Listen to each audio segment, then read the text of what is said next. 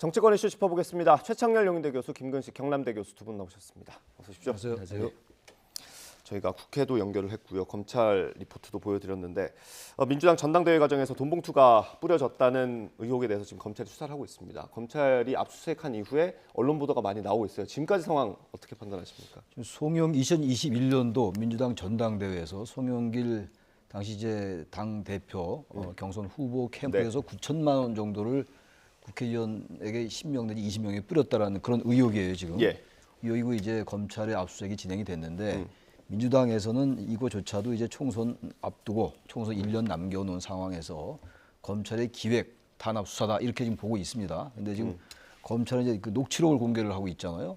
그 캠프에서 이종근 사무부총장의 그 포렌식을 하다 보니까 휴대폰을 하다 보니까 언론 보도로 좀 녹취가 나오고 있죠. 나오고 있고 그러니까 이 녹취 자체를 지금 민주당은 그게 이제 조작됐다고 얘기하고 있는데 조작됐다고 얘기하면 언론 이제 검찰이 또 이제 녹취록을 내놓고 이런 상황이에요. 그리고 녹취 자체는 상당히 구체적이긴 해요. 근데 이 부분에 대해서 뭐 단정할 수 없다 하더라도 이걸 무조건 지금 검찰의 그 총선 앞둔 상황에서의 아직 뭐 1년 남았습니다만 탄압 기획 수사다라고 하기에는 좀 대단히 난감하다 민주당으로서는 그런 상황인 것 같습니다 지금. 이게 윤관석 의원이 처음에 녹취가 나왔을 때는 다른 상황에서 한 얘기를 왜곡해서 보도한 거다 했는데 그 다음에 또 바로 한 방송사가 또 공개를 했습니다. 어떻게 보세요? 그렇습니다.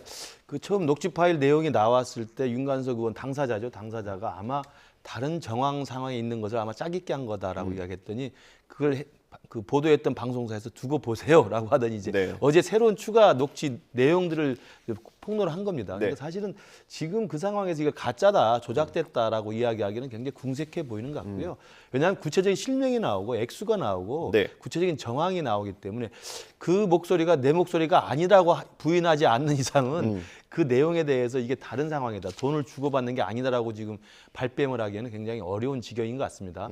문제는 우리 시청자분들께서 정말 놀랄 만한 일인 게 과거에 우리 한국 정치가 후진적인 상황일 때 그리고 권위주의 시대 때나 있었던 무슨 이 돈봉투 살포라고 하는 것이 지금 2021년이면 불과 얼마 전이지 않습니까? 그때 그것도 민주당이라고 하는 과거에 정통 민주주의를 계승해 왔다고 하는 민주당에서 버젓하게 이루어졌다는 것이 정말 놀랍고 충격적이고요. 저는 이번 사건을 계기로 해서 뭐 검찰이 확실하게 수사를 해서 관련자들 다 처벌하고 책임을 묻겠지만 민주당이 저는 오히려 이참에 첫 번째로는 연루자나 관련자가 너무나 많이 나올 것이기 때문에 제가 볼 때 쑥대밭이 되거나 거의 좀 해체 수준으로 갈 수도 있다고 생각합니다. 그렇지 않겠습니까? 현역 의원이 이제 10명 이상이라고 하는 거고 대의원 그다음에 권리당원이 줬다고 하고 그다음에 돈을 조성한 사람들이 있을 거 아닙니까? 그러면 송영길 대표까지 또 이 수사의 칼날이 안 갈 수가 없는 것이어서 저는 10명 이상 수십 명 정도의 민주당 국회의원들이 연루돼서 처벌을 받는 거라고 한다면 당이 온전할 수 있겠습니까?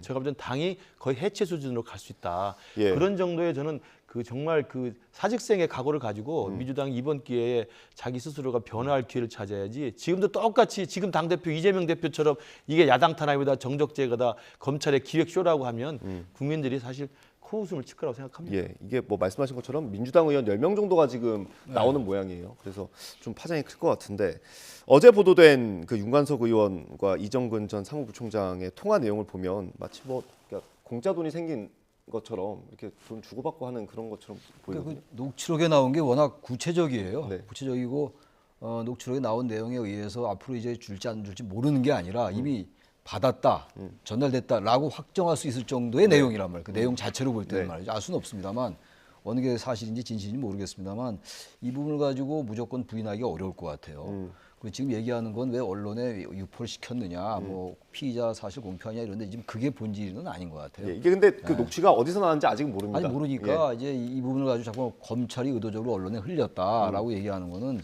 글쎄요, 그것도 알 수 없겠죠. 근데 그렇게 주장해 나가는 게 맞는 거냐, 이 사안을 대하는 태도에 있어가지고 좀 민주당이 아직은 뭐 밝혀지지 않았습니다만 이게 사실이라면 우리 민주당이 아까 김 교수님 말씀처럼 해체의 각오로 임하겠다.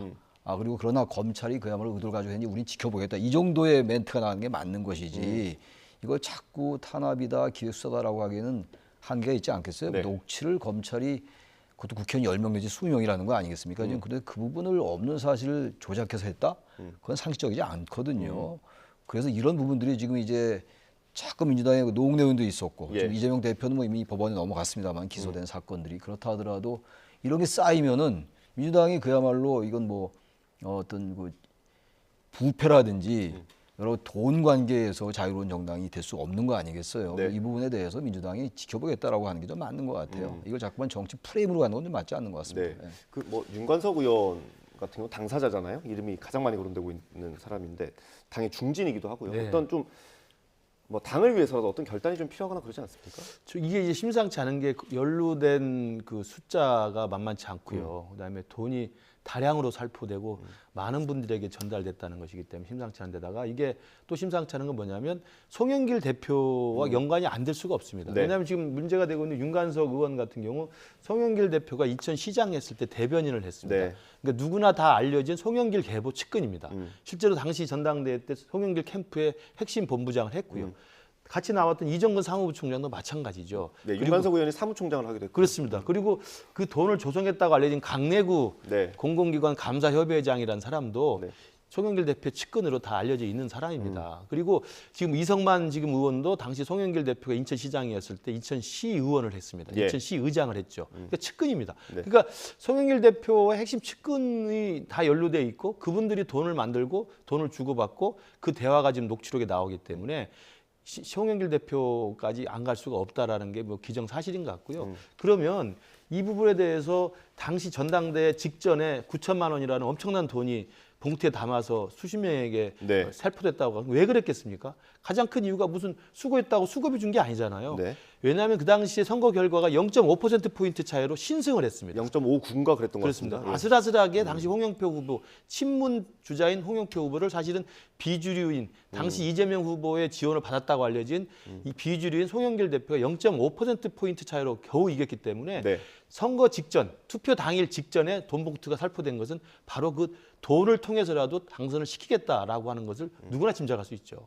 이렇다고 한다면 민주당의 이미지가 뭐가 되고 관련된 연관자가 수십 명이 나오고 민주당 직전 대표였던 송영길 대표까지 만약에 사법처리를 당한다고 한다면 아까 제가 말씀드린 것처럼 해체 수준 이상의 사직서에 각오를 해야 되고요.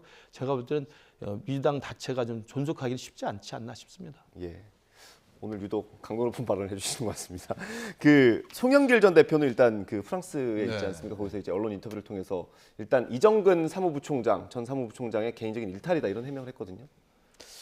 근데 여기 지금 보면은 강내구 감사협회장인가요? 그리고 한때 이제 대전 광역시당의 동구 네. 지역위원장도 했고 이분이 박모 보좌관 그 이제 송영길 대표 보좌관한테 네. 전달을 하고 현재 이제 그렇게 추정을 하고 있는 거잖아요. 네. 그리고 이제 이정근 사무부총장 전 사무부총장한테 돈이 흘러가고 사무부총장은 지금 뭐 이제 지금 그게 혐의가 입증돼 있는 상태니까. 예. 그리고 난 다음에 윤관석 의원, 민주당 의원한테 흘러가서 지금 이 사건이 지금 의혹이 나온 건데 네. 여기서 이 보좌관이 등장하는데 이게 개인적 일탈이다. 이정근 사무부총장 이렇게 하기는 이 자체 논리로만 볼 때는 그건 맞지 않는 논리라고 봐야죠. 그럼 이 전혀 송영길 당대표가 그때 대표 경선에 후보로 출마했던 거였는데 예. 앞뒤 정황이나 맥락이라는 게 있는 거 아니겠어요? 본인은 전혀 모르게 이게 다 이루어졌다? 이게 우리나라 정치에서 이 부패 사건 보면 항상 그런 식이에요. 개인의 일탈이고 난 몰랐다. 예. 그건 나중에 또 밝혀지기도 하고 일단 부인하고 보고 뭐 이런 게 너무나 일상화되어 있는데 이 부분도 전 그렇게 생각해요. 내가 몰랐다고 할 게 아니라 몰랐는지 알았는지 알 수가 없죠. 이 부분도 알 수 없습니다만 빨리 귀국해서 내가 일단 살펴보겠다. 당당히 조사에 응하겠다라고 하는 게 맞는 거죠. 이거 무조건 개인의 일탈이다라고 얘기하고 누가 많이 믿겠습니까? 보좌관이 여기 지금 연루가 되어 있는데. 예. 뭐 말씀해 주신 것처럼 그런 목소리, 송영길 전 대표가 당장 한국에 들어와서 조사를 먼저 받겠다라고 얘기하는 게 우선이다라는 주장이 있습니다. 조홍천 의원 라디오 인터뷰 준비되어 있는데요. 예, 준비가 되면 한번 들어보겠습니다. 그리고 송영길 뭐 사실이란 걸 전제로 해가지고 송영길 대표가 파리에서 이정근 총장의 전 총장의 개인적 일탈이다라고 말씀을 하셨는데 네.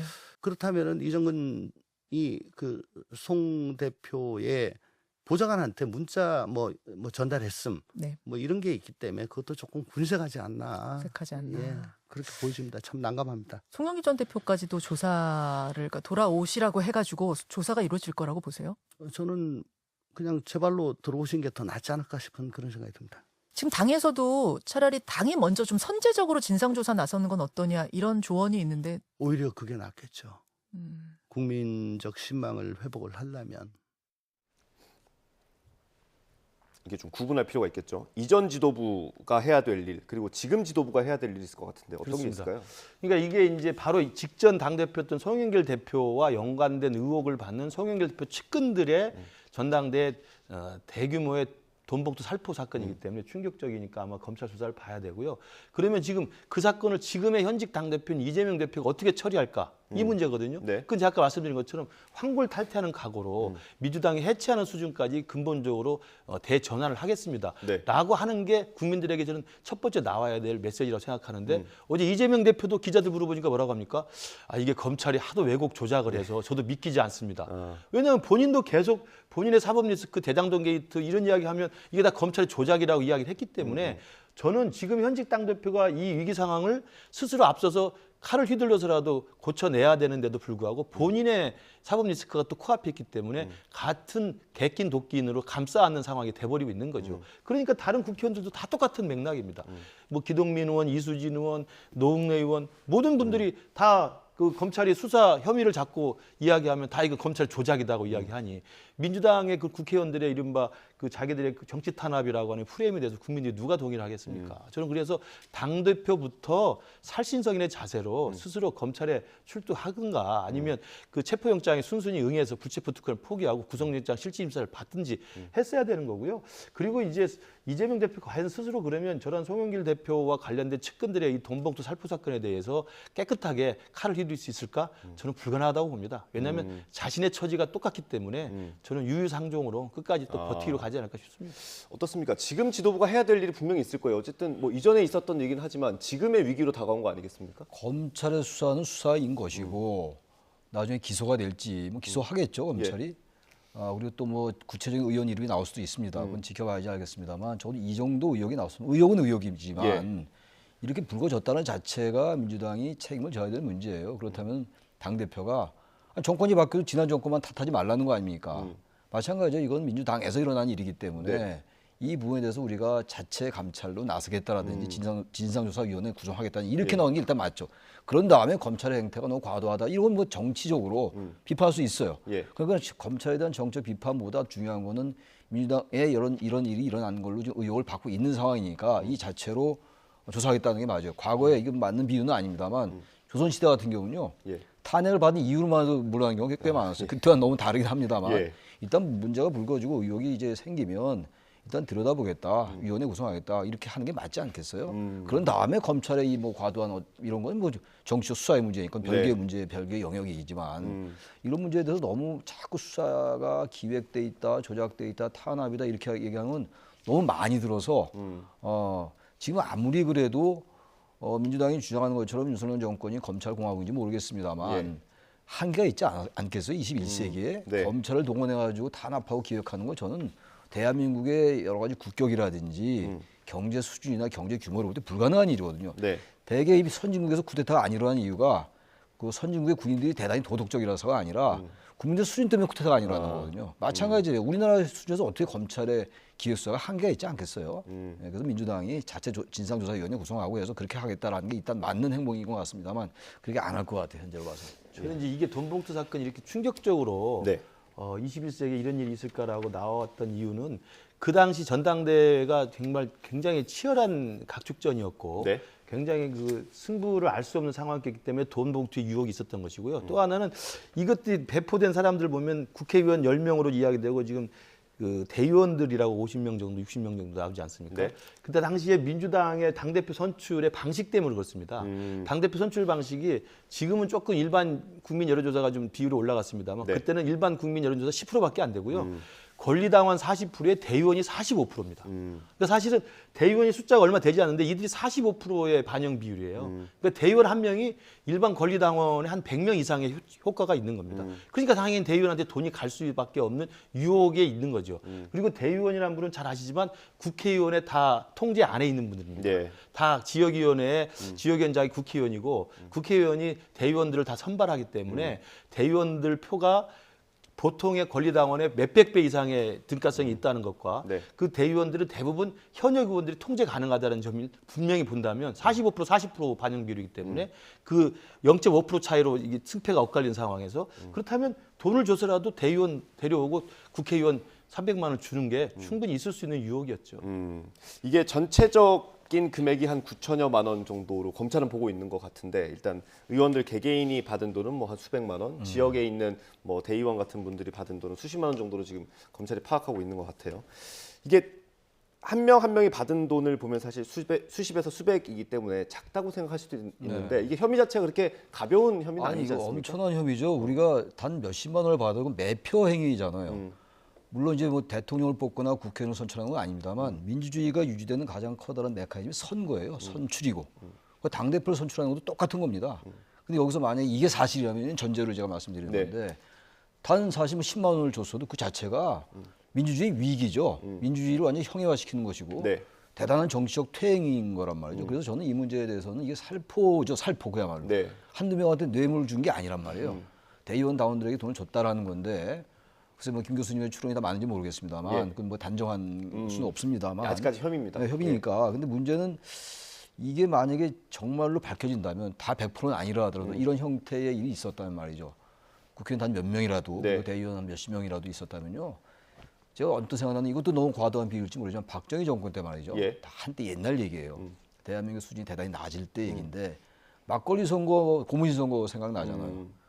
농촌에 가지고 막걸리 사고 고무신 돌리면 표가 민주공화한테 갔던 민주공화당 몇십 년이에요 이게 말도 안 되니 지금하고 맞지도 않는 얘기지만 언뜻 그게 떠오를 정도 이게 사실이라는 말이죠. 예. 돈을 살 때 돈으로 표를 사는 거 아니에요. 매표가 그거 아닙니까? 예. 삶의자. 예. 이거는 상상할 수 없어요. 이건 반드시 민주당도 아까 제가 말씀드린 것처럼 검찰의 행태를 지켜보되 이 문제를 가볍게 보아넘겨서 안 돼요. 알 수가 없는 거잖아요 예. 지금. 예. 이게 뭐 너무 오래전 비유를 해주시긴 했는데 사실 2008년에도 비슷한 일이 한강당에서 있지 않았습니까? 당시에 이제 박희태 전당대회에 나왔던 후보가 그 당시에 이제 300만 원이 든 봉투를 고승덕 당시 현역 의원에게 예. 보냈다. 그리고 그 안에 박희태라는 명함이 있었다라는 예. 게 이제 4년 뒤에 고승덕 의원이 폭로를 예. 합니다. 폭로가 되면서 박희태 의원이 이제 조사를 받고 집행유예 실형을 선고받은 적이 있습니다. 네. 그때도 이제 300만 원 이게 참 공교롭게 같은 액수라 해서 예. 정착가가 있나 생각이 들 정도인데요. 그때 300만 원이라는 것을 고승덕 의원이 폭로하는 바람에 박희태 당시 후보도 조사를 받고 네. 똑같은 혐의입니다. 정당법 위반 혐의로 집행유예 실형 선고를 받았기 때문에 저는 지금 이야기되는 건 그 정도가 아니라 지금 9천만 원 이상의 지금 액수이고 줬다는 사람이 이제 한 명이 아니고 수십 명이기 때문에 네. 이건 전방위적으로 살포됐을 가능성이 있고요. 그리고 아마 이정근 사무부총장의 그 녹취 파일에 또 어떤 내용이 추가적으로 나와 있을지 모르기 때문에 예. 아마도 돈의 저성 경위, 돈의 전달 경위, 돈의 배포 경위 이런 것들 따져보고 이 정당법상 제가 알기로는 돈을 주고받은 사람뿐만 아니라 그 과정을 지시하거나 권유하거나 묵인한 사람도 처벌을 받게 돼 있습니다. 예. 그럼 송영길 대표도 사실은 자유롭지 못하죠. 저는 그런 측면에서 본다면 누차 말씀드립니다만 민주당이 해체되는 수준으로까지 갈 수밖에 없다. 예. 쑥대밭이 일단 될 거라는 것은 기본 사실일 것 같습니다. 예, 알겠습니다. 그래서 걱정이 이 문제가 또 정치권에서 계속 이제 논의가 될 거 아니에요. 네. 사법 리스크에서 언제 정말 자유로워질지 같은 네. 정책이나 입법이 지금 안 되는 상황에서 네. 그게 또 걱정이 앞섭니다. 사실. 이게 사실 민주당이 조기에 끊어내는 방법은 당사자들이 어떻게 뭐 탈당을 한다거나 뭐 당에서 제명을 한다거나. 근데 그럴 리가 있겠냐고요. 우리나라 정치 행태가 예. 그런 적이 뭐 있었습니까? 근데 이 정도로 근거가 좀 많이 나왔던 적은 없는 것 글쎄 같습니다. 이렇게 10명, 20명이라고 지금 얘기가 되고 있는 건데 네. 그리고 통화 녹취가 너무 너무 나와가지고, 구체적이고 그래서 예. 이렇게 한 적은 별로 없고 대개 이제 한두 명의 뇌물수수 뭐 주로 이런 거였는데 이게 상당히 많은 그 대의원, 당원 그리고 국회의원들에게 돈이 살포됐다면 네. 이건 사실은 뭐 우리가 역대 잘 보기 어려웠던 거죠. 제가 아까 얘기했던 옛날의 행태처럼 비슷하다 이런 얘기를 했던 것이고 이게 예. 사실이라면 얘기를 하는 건데 이 자체는 그 대한민국 정치 자체를 다시 들여다봐야 되는 이런 상황까지 올 것 같아요. 만약에 사실이라면 예. 어떻게 될지 모르겠습니다만. 알겠습니다. 앞으로 검찰 수사를 지켜봐야 되는 상황이기는 합니다. 아직 의혹이고 혐의고요. 민주당이 앞으로 어떻게 대응할지도 좀 중요할 것 같습니다. 오늘 나온 지지율 보겠습니다. 대통령 지지율. 이 돈봉투 살포 의혹은 아마도 오늘 발표된 지지율에는 많이 반영이 안 됐을 것 같기는 합니다. 일단 대통령 지지율부터 보겠습니다. 네. 31%에서 4%포인트가 떨어졌습니다. 27%로 내려왔고요. 부정평가는 61%에서 65%로 4%포인트가 올라갔습니다.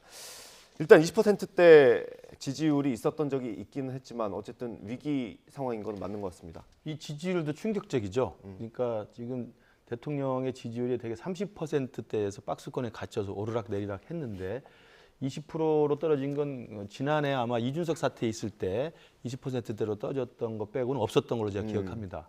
그렇다고 한다면 지금 몇 개월 만에 다시 20%대를 기록한 것이기 때문에 저는 우리 윤석열 정부 그리고 집권 여당에서 굉장히 심각하게 이 지지율 수치를 바라봐야 된다고 생각을 하고요. 네. 뭐 다양한 이유가 있었겠습니다만 한일 정상회담에 대한 후폭풍 그리고 최근에 도청 파문이 나왔던 것들이 있는 것 같고요. 저 개인적인 생각입니다만 지난 주말에 나왔던 그 횟집에서의 그 사진이 저는 또 그게요? 민심에도 영향을 미치지 않나 싶습니다. 왜냐하면 제 그냥 감입니다만 예. 일반 국민들은 정책적인 내용이나 구체적인 어떤 정책의 실익들을 따져보기보다는 사진 한 장 보고 느끼는 이미지가 굉장히 중요합니다. 그런 것들이 일정 정도의 우리 윤석열 정부 또는 집권 여당에 대한 이미지가 각인되는 효과가 있기 때문에 저는 그런 면에서 참 안타깝다고 생각을 하고요. 예. 그 사건, 그러니까 횟집의 도열 사건이라는 게 사실은 충분히 불가피한 상황이 있을 수 있는 예. 것인데 이게 사진으로 드러나는 바람에 오는 메시지가 이미지가 굉장히 큰 거거든요. 그러면서 굉장히 안타깝다는 생각을 하고요. 어찌됐든 20%대로 하락했다는 것은 엄청난 경고등이 켜진 거기 때문에 예. 지금 김기현 대표로 출범한 집권 여당인 국민의힘도 지금 하락세나 정책권에 지금 머물러 있기 때문에 정말 여기도 마찬가지로 내년 총선을 앞두고는 정말 모든 걸 바꾼다는 각오로 새롭게 마음을 다잡아야 되지 않나 싶습니다. 예. 민주당 정도의 각오는 아니고. 그 정도는 아니죠. 근데 제가 보니까 지금 이 상황을 심각하게 받아들여야 돼요. 지금 지지난주가 4%포인트 떨어졌었죠. 네.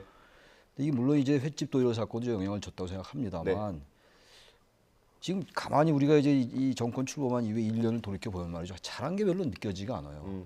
한번 제가 잠깐 말씀드려보면 일단 취임하고 그럴 때 대통령실 이전 문제 가지고 얼마나 논란이 많았어요. 네. 그리고 난 다음에 이제 이준석 대표 전 대표 이제 뭐 이른바 찍어내기 뭐 이런 얘기 기억에 남고 말이죠. 그리고 난 다음에 또 이태원 용산 참사가 있었어요. 네. 이태원 용산 참사가 있었는데 아무도 책임지겠다는 사람 없었고 이상민 전 장관은 지금 뭐 탄핵돼 있는 상태고 말이죠. 현 장관입니다. 현재 아직 뭐 예, 탄핵 예. 소추가 안 예. 끝났으니까 헌재가 안 끝났으니까 탄핵 소추 의결만 낸 거니까 네. 뭐 현 장관이죠. 그리고 난 다음에 또 이제 당 대표 경선이 있었고 그리고 난 다음에 또 한일 관계에서 미래지향적인 것까지는 좋은데 어쨌든 후폭풍 부정적 여론이 더 높고 네.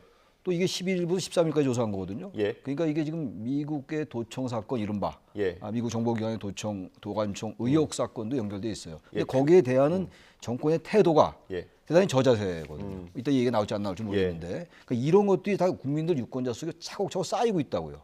그런데다가 횟집 도일 같은 건 하나의 뭐 부차적인 거라고 좀 보는데 본질은 아닌데 이러한 것도 있다 보니까 보수 정권으로서의 그 분명한 지향, 어떤 정책 능력을 입증해야 되거든요. 보수 예. 정권으로서 한미일 동맹 보완한 것좀 뭐 그런 의미가 있다고 봅니다만 한미일 동맹 자체도 너무 이제 미심쩍은 게 많다 이런 얘기예요. 제가 아까 몇 개 말씀드렸잖아요. 네. 이런 게 쌓이면서 지금 사실 25%대면요, 27%면 박근혜 전 대통령 탄핵할 때 25%대였어요. 이거 심각한 겁니다. 지금 예. 이 정권 출범 1년인데 네. 거의 지금 언론에서 레임덕 아니냐란 말이 나올 정도로 레임덕은 임기 말에 나온 현상이거든요. 네. 대통령에서 지금 그럴 상황은 전혀 아니잖아요. 그런데도 예. 그런 말이 나올 정도로 저는 그래서 여권이 이 상황을 게다가 또 과도하게 당정 일체를 강조하면서 친정 체제 얘기 나오고 네. 홍준표 대구시장 상임고문 해촉하고 예. 이런 게 다 하나같이 점수를 까먹는 요인들이에요. 여기서 지지율 올라가길 기대하는 게 이상한 거죠. 그래서 이거는 여권 전체가 대통령실도 그렇고 여당도 그렇고 전반적으로 국정 운영 방식을 다시 돌아봐야 돼요.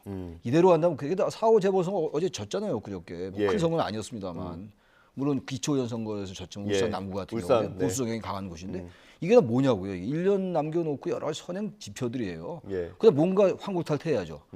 민주당의 반사 이익 가지고 하는 건 한계가 있어요. 우리나라 정치가 양쪽이 공생하는 이유가 민주당은 국민의힘의 잘못된 거 바라보고 지금 가고 있고 네.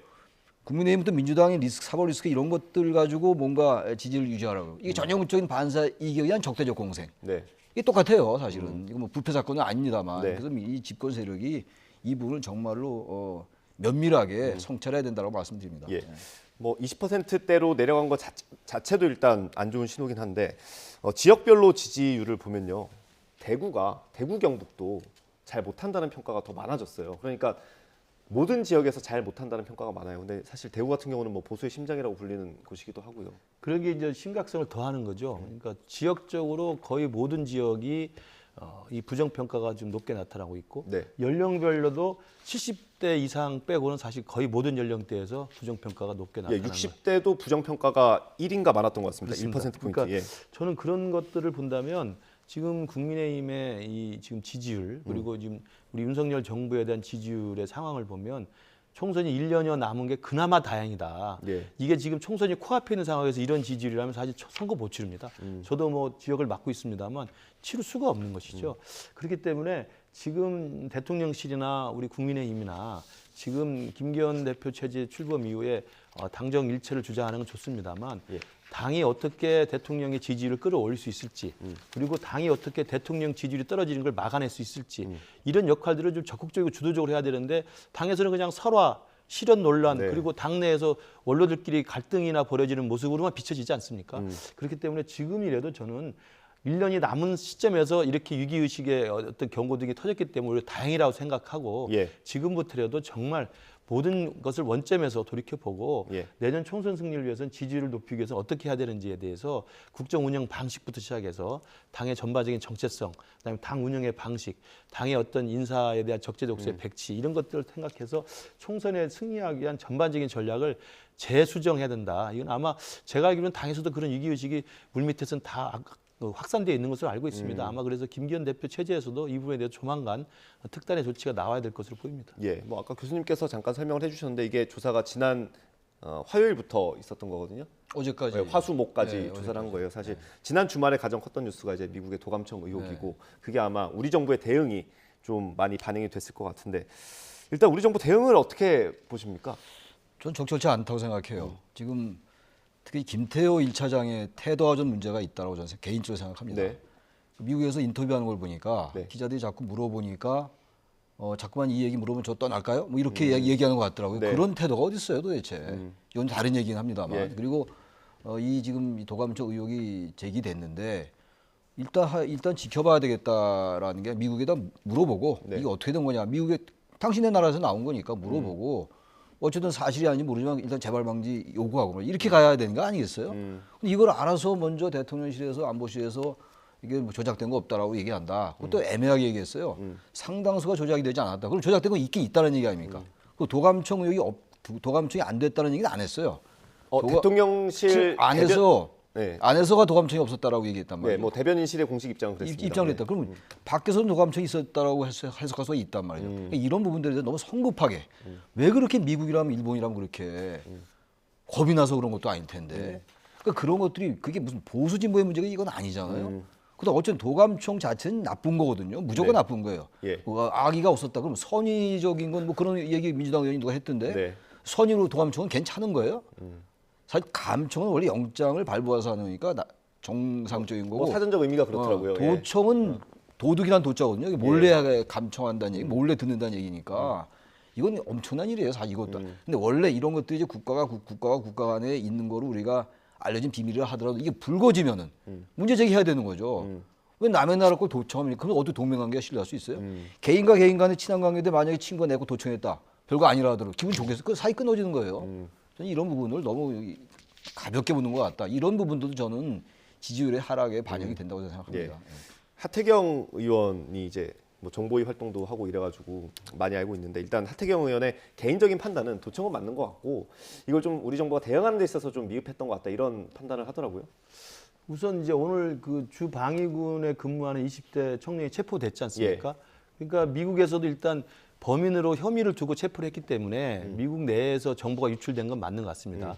그렇다고 한다면 지금 그 뉴욕타임즈에 보도됐던 그 내용들이 사실인지 여부를 좀 확인할 것이고 그다음에 이제 제가 주목하는 것은 오스틴 국방장관도 네. 이 사건이 터졌을 때 그 이 문건이 유출된 시점에 대해서 날짜를 적시한 적이 있어요. 몇 월 며칠자 그 유출된 것 같다라고 이야기를 하고 있고 네. CIA에서도 이런 부분에 대해서 상당 부분 가능성이 있는 것으로 이야기를 하고 있기 때문에 네. 지금 최 교수님 말씀대로 미국도 지금 자체 내부 조사 중이긴 합니다만 어쨌든 그럴 가능성이 높은 쪽으로 혐의를 두고 지금 상황을 보고 있기 때문에 네. 도감청이 없다라고 우리가 애써 부인하는 것은 제가 볼 때 초기에 잘못된 내용인 게 분명히 맞습니다. 일단 사실관계를 보고 미국의 정확한 사실 해명을 요구한다. 그리고 만약에 도감청이 있다고 한다면 우리가 응당한 해당하는 합당한 조치를 요구하겠다라고 하고 더 이상 말을 하지 않았어야 된다고 생각을 합니다. 그리고 이제 도감청이 과연 대통령실이 이전했기 때문에 됐다고 하는 민주당의 공세도 일단 처음부터 잘못된 거예요. 네. 그렇다면 똑같은 대한민국 국가이익 차원에서 여야가 서로 어떻게 하는 것이 대한민국이 미국에 대해서 우리 지렛대를 높여서 할 수 있는가를 생각해 줘야 되는데 대통령실 이전 때문이라 하니까 당연히 여당에서 그걸 막을 수밖에 없죠. 실제로 대통령실 이전돼서 한 건 아니라는 게 좀 분명한 사실 아니겠습니까? 그래서 그 부분을 막다가 보니까 도청된 게 아니다라는 말로 좀 과대하게 과잉방을 한 거라는 생각이 듭니다. 그래서 저는 이 부분을 대통령실 이전이라고 하는 기존의 정치 소재로 전환시키는 야당의 태도나 네. 그다음에 도감청이 아예 없다고 미리 선을 긋는 우리 정부의 처음부터의 잘못된 자세는 국민들에게 좀 불편한 마음을 줄 수 있기 때문에 지금 미국이 국방부부터 시작해서 지금 조사를 하고 있는 것이기 때문에 네. 결과가 나오면 결과에 대해서 저는 당당하게 요구할 건 요구하고 재발 방지책이라든지 분명한 사과와 이 부분에 대해서 해명을 요구할 필요가 있다고 생각합니다. 뭐 하태경 의원 얘기를 하나 더 해드리면은 이게 좀 정치가 정상적으로 잘 돌아가고 있으면 뭐 대통령실에서 야당 대표에게 뭐 요청을 하는 거죠. 이런 사실이 있는데 뭐 외교 안보 차원에서 우리가 좀 이렇게 같이 가보자. 이런 게 미디어에서는 많이 나오지 않습니까? 네. 야당 대표 불러다가 얘기하고. 근데 지금 신뢰관계가 깨졌다는 거예요. 아니, 이거 상상할 수 없는 말씀을 지금 하고 계시는데 우리나라에 그렇게 되면 정치가 제대로 돌아가. 정치가 복원되는 거겠죠. 그럼 대한민국은 뭐 다들 아시겠습니다만 아까 지금 다 우리가 여야다 비판적인 말씀을 드리고 있습니다만 대한민국의 정치는 실종된 거예요. 지금 거의. 정치가 이런 정치가 어디 있어요. 전 좀 심하게 말씀드리면 정치판 리셋해야 돼요, 진짜. 이런 여러 가지 사건들, 뭐 어느 게 사실이건 아니고 이런 거 다 떠나서 말이죠. 모든 게 대하는 행태나 여야가 할 거 없이 일반적인 평균 시민들의 수준보다 낮잖아요. 일반적인 사안에 네. 있어서 말이죠. 그러니까 이런 부분들에 대해서도 너무 대통령실이나 여권 전체가 과도하게 권력을 의식하는 이런 행태 바람직하지 않아요. 네. 그건 당당하지 않아 보이잖아요. 설령 어떠한 정책이 설령 좋은 정책이 있었다 하더라도 전반적인 그 정권의 태도나 정권의 운영 행태라든지 운영 방식이라든지 이런 것들 네. 이런 부분들에 대해서 너무 권위적으로 비칠 수가 있다라는 거 이런 부분들. 네. 왜 이렇게 미국과 일본에 대해서 할 말을 못 하냐는 거예요. 한미 동맹 가장 중요하죠. 네. 누가 부인합니까? 근데 동맹이 중요한 것과 이런 거 전혀 별개의 문제거든요. 이런 부분들을 바꿔야 된다는 게 이런 게 바로 국정 운영 방식들에 해당하는 것들이죠. 네. 알겠습니다. 지지율 얘기를 해봤고요. 이거랑 좀 관련이 되는 얘기일 수 있을 것 같아요. 그 당에서 김기현 대표가 홍준표 대구시장을 상임고문직에서 해촉하지 않았습니까? 네. 그 과정에서 좀 신경전이 보였기 때문에 해촉한 게 어떤 이유냐 뭐 이런 것들이 좀 얘기가 나오고 있습니다. 제가 알아보니까 일단 당 상임고문에 위촉한 게 지난 그 정진석 비대위원장 시절입니다. 그때도 대구시장이긴 했죠. 그럼? 그렇죠. 그러니까 예. 정진석 비대위원장 시절에 좀 이례적으로 현직 시장인데도 불구하고 상임고문에 위촉을 했고요. 아마 이제 뭐 홍준표 시장이 좀 위촉해 달라고 요구가 있었던 것으로 짐작이 됩니다만. 뭐 어디서는 쫄랐다는 얘기도 하고 그렇더라고요. 그렇습니다만 어쨌든 위촉이 됐고 예. 그래서 이제 지금 위촉된 그 상임고문의 자격으로 예. 감나라 배나라 계속 이제 말씀을 하고 계시는데 물론 저 홍준표 시장이 요즘 했던 이야기 김재원 최고위원의 5.18 망언에 대한 이야기라든지 4.3 문제라든지 그다음에 정광훈 목사에 대한 이야기는 저는 내용 자체는 옳은 방식의 쓴소리라고 생각을 합니다. 그러나 옳은 메시지라도 그 메신저가 너무 과도하게 네. 듣는 사람을 불편하게 하거나 당 지도부의 리더십에 손상을 주는 듯한 이야기를 하면 이게 옳은 소리도 귀에 안 들어오는 겁니다. 그렇지 않습니까? 예컨대 김기현 대표에게 정광훈 목사랑 결별해라. 당연히 맞는 주문이긴 하죠. 그러나 그렇게 말을 할 때 어떻게 했습니까? 비대위로 갈지 모른다. 이야기를 하면 그걸 누가 듣겠습니까? 다시 담긴 했습니다. 그 얘기. 물론 삭제하긴 예, 했죠. 또 하나는 누구 정광훈한테 약점 잡혔나? 이것도 얼마나 불쾌한 이야기겠습니까? 그러니까 저는 홍준표 시장이 그동안 뭐 당에 대해서 감나라 배나라 할 수도 있고 네. 또 내용 중에는 최근에 와서는 일부 납득할 만한 이야기이긴 하지만 그 방식이 상대방이나 우리 당에 대해서 금도를 넘는 과도한 비난이 섞인 그리고 일정의 감정적인 발언이 섞인 것들은 자제했어야 한다고 생각을 해요. 저는 그러면서 안타깝다는 느낌이 들고요. 저는 김기현 대표 역시 이제 당연히 그렇기 때문에 참다 못해서 이제 상임고문에서 해촉을 한 건데 저는 이 부분도 당의 원로 아닙니까? 네. 홍준표 시장의 당 대표를 2번이나 했던 예. 분이고, 그다음에 김기현 대표 지금 당의 현직 대표면 이런 부분을 왜 장외에서 설전으로 서로 이렇게 주고받아야 됩니까? 따로 만나서 풀 수도 있는 거 아닌가? 전화 통화 안 했을까요? 충분히 했어야 된다고 생각을 합니다. 했지 않았을까 싶은데 홍준표 대표가 안 받을 수도 있고요. 예. 어쨌든 만나서 식사를 하든 도대체 어떤 말씀을 하고 싶은지 듣고 싶습니다. 그럼 서로 간에 있는 이야기를 신뢰의 바탕에서 주고받으면 수용할 거 수용하고 또 해명할 거 해명하고 이렇게 할 수 있는데 그런 과정이 없는 채로 만약에 저렇게 페이스북에서 막 써서 비난하고 약점 잡혀님 비대위를 가지 않느냐 이야기하고 또 공개적인 발언을 해서 해촉을 또 선언하고 이런 것들이 당내에서는 지켜보는 우리 당 입장에서는 분란이 더 커지는 게 아닌가 이런 좀 불안감이 있는 게 좀 안타깝습니다. 예, 교수님. 아니, 정치라는 게 말이죠. 어떤 비판을 들을 줄 알아야 돼요. 그렇게 그게 싫으면 정치를 안 하면 되는 겁니다. 예. 홍준표 대표의 말이 불편하게 들릴 수 있어요. 근데 상당수가 맞는 게 있다면 말이죠. 불편하더라도 그걸 같이 가야 되는 거죠. 근데 기껏 하는 얘기가 이게 당 상임 고문은 원래 이 현역이 맞는 게 아니다. 그럼 진짜 왜 해촉을 왜 안 했냐고요. 예. 그러니까 대개 이 말들이 예. 대체로 궁색해요. 네. 그리고 제가 자꾸만 말씀드린 당당해 보이지 않는다는 거예요. 어쨌든 간에 지금 김기현 대표에 대한 여러 가지 비판, 당에 대한 비판을 하니까 쓴소리를 하니까 듣기 싫었던 거였잖아요. 그게 본질 아니면 다 아는 거 아니겠어요? 네. 근데 지금 이 얘기는 이런 거잖아요. 지금 민주당이 그 국민의힘의 최고위원들이 그 이념 정체성 관련한 발언들이 있었잖아요. 예. 뭐 정광훈 목사 우파를 통합했다는 등 5.18 정신을 그 헌법에 넣으면 안 된다. 이건 네. 다 윤 대통령의 그 공약이었거든요. 헌법 네. 통합된다. 근데 이런 말을 하니까 여기다 비판하는 거라고요. 그러니까 이런 비판과 쓴소리나 이런 것들이 작동이 안 되면 바로 그게 당과 정관계, 당정 관계도 이런 식으로 이게 작동이 된다면 이게 되겠냐고요. 조금 과하더라도 쓴소리 듣는 게 정치고 웃어넘길 줄 알고 그게 포용이고 네. 그게 관용이고 그게 정치 아닌가요? 그렇지 않으면 사법 영역이죠. 다 뭐 잘못된 무조건 잘라내고 형량대로 하고 이렇게 하는 건데 이걸 가지고 해촉을 한다? 이게 유치해 보이잖아요. 일단. 사람들 보다 다 내용을 다 자세히 다 안 들여다볼 테니까 일반 시민들이 예. 이게 뭐야 뭐 또 비판하니까 잘랐네 이렇게 되는 거 아니에요. 네. 당연히 안 좋은 영향 미칠 수밖에 예. 없어요. 이게 쌓이니까 자꾸 뭔가 국민의힘이 중도층한테 이반되고 TK에서도 부정평가도 많이 나오고 이러는 게 예. 아니냐라고 분석하는 겁니다. 그러니까 이게 과정 자체가 좀 석연치가 않아요. 그래서 좀 해석들이 나오는 것 같은데 이준석 전 대표가 오늘 라디오 인터뷰에서 이런 얘기를 했거든요. 한번 들어보고 대담 이어가겠습니다. 원래 면직권이라는 거는 되게 조심스럽게 써야 되는 거고 그런데 아까 말했듯이 일을 하라고 직위를 주고 그러니까 나에게 언제든지 자문하세요 이런 거 아닙니까 당대표 입장에서는 자문하는 직을 자문했더니만은 자르는 것. 김기현 대표의 단독 판단이냐? 뭐 이런 어떤 물음표가 붙는 어떤 보도도 있던데 어떻게 보세요? 김기현 대표가 했을 리가 없죠. 제가 김기현 대표는 사실 판사과인데 당에서 보면은 주호영 대표도 그렇고 김기현 대표도 그렇고 이렇게 중재형이고 이렇게 협상형이라는 얘기가 많지 이걸 이렇게 하는 경우는 드물거든요. 그렇기 때문에 다른 영향이 있지 않았을까. 사실 예전에 제가 홍준표 대표 밖에 나가 있을 때 입당을 제가 받아줬었거든요. 그때도 이제 김기현 대표랑 제가 이거 갖고 논의한 적이 있었거든요.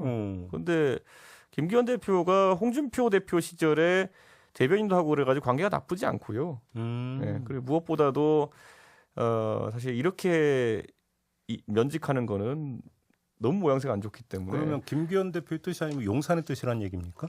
그거는 이제 MBC가 취재하세요. 그거는. MBC의 숙제를 던져주면서 마무리가 됐는데 가능성 얼마나 있다고 보세요? MBC가 취재를 제대로 할지 모르겠습니다만은 어찌됐든 간에 이준석 대표가 이게 지금 우리 당의 이제 새로운 리더십이 이제 구축이 돼서 지금 한 달 정도밖에 되지 않았는데 네. 사사건건 밖에 나가서 저렇게 또 우리 당에 대해서 이야기를 하는 것은 좀 좋아 보이지 않습니다. 이제는 이준석 대표가 그만할 때다. 네. 자중할 때라고 생각을 하고요. 이제는 이준석 대표가 자기 스스로 억울한 면이 있다고 생각할 수도 있겠습니다만 우리 당에 잘못되니까 마치 기다렸다는 듯이 나와서 모든 언론 방송에 나와서 그것들을 씹어대면 예. 제가 볼 때 무슨 좋은 비판을 일이 해대면? 예, 비판을 해대면 무슨 좋은 일이 있겠습니까? 저는 그 부분 말씀드리고 싶고 예. 만약에 홍준표 대표를 해촉하는 것에 용산에 입김이 있었다는 건 제가 볼 때 말이 되지 않는 게 하태경 의원도 그 이야기를 했습니다만 지난주 횟집 회동이 있지 않았습니까? 거기 홍준표 대표도 참석을 했습니다. 왜냐하면 시도지사가 다 갔던 거기 때문에. 예. 그때 대통령과 홍준표 시장이 실제로 같이 만났고 화기애애한 분위기였고요. 제가 알기로도 대통령과 홍준표 대표는 대통령 후보 경선 때 그렇게 치열하게 싸웠어도 네. 인간적으로 절대 불편한 사이가 아닙니다. 저는 네. 그런 면에서 본다면 용산에서 그 지난번에 TV 토론에 나와가지고 홍준표 대표가 대통령을 뭐 초보자라고 한 게 기분 나빴다. 제가 볼 때는 가십성 기사고요. 예. 그냥 카드라 통신입니다. 예. 전혀 그렇지 않다는 말씀 드리고 예. 이준석 대표도 그런 식의 MBC 유도 질문에 그런 거 뭐 마치 동의한 듯한 대답을 한 건 제가 볼 때 부적절해 보인다고 생각합니다. 예. 교수님 짧게 가능성 얼마나 있다고 보세요? 글쎄요, 뭐 가능성이 높지 않겠죠. 예. 지금 우리나라 정치 행태 자체가 그렇고 어쨌든 간에 제가 자꾸 말씀드리는 게 김기현 대표 체제가 출범한 지 얼마 안 됐잖아요. 그럼 뭔가 좀 그러니까 저 얘기가 나오는 것도 대통령실의 눈치를 봤을 거다라는 게 이준석 대표의 추측이잖아요. 네. 그러니까 저 추측도 저는 함부로 얘기할 건 아니라고 보긴 보는데 그런 추론을 가능하게끔 자꾸 보인다는 거예요. 당정 관계가 당정 일체를 너무 강조하다 보니까 당정 일체가 돼야죠. 당연히 네. 해야 되는데 당정 일체라는 게 당이 무조건 대통령실을 의식한다는 건 아니거든요. 대통령실과 당이 같이 견제하면서 보험 관계를 이뤄 나가야죠. 상호 비판도 좀 하고 말이죠. 예. 그럴 때 건강한 균형 관계가 이루어질 수 있는 거다라는 말씀 마지막으로 드립니다. 네. 알겠습니다. 두 분 교수님 말씀은 여기까지 듣겠습니다. 고생하셨습니다. 네. 감사합니다.